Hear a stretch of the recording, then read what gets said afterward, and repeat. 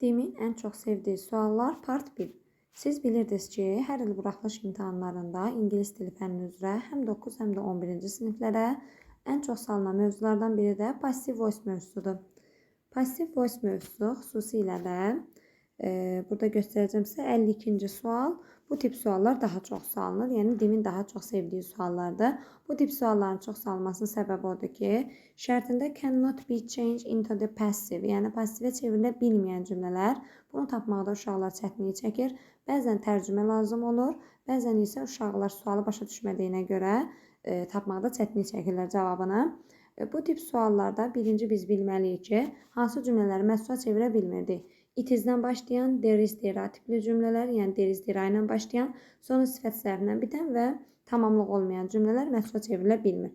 Məhz 152-ci sualda tərcümə lazımdır. Düzdür, sonu sifətlə bitən cümləmiz də var, amma daha çox tərcümə lazımdır və tamamlığı olmayan cümlələrdir.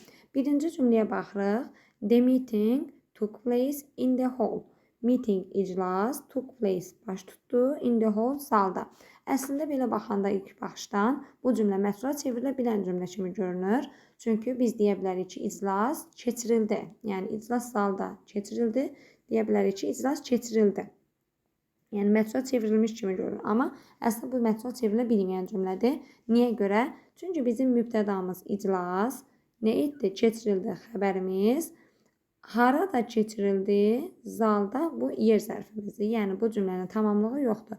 Tamamlığı olmayan cümlələrdə biz məhsula çevrilə bilmərik. Ona görə birinci məhsula çevrilə bilməyəndir. Yəni biri biz götürəcəyik. Buradan bu işarəni silin, biri götürəcəyik. Sonra ikinci cümləyə baxırıq. İkinci cümlədə the discussion suddenly became very tense. Sonu tense, yəni sifətlə bitib, gərgin deməkdir. Necə? Yəni müzakirə gərgin oldu, çox gərgin oldu.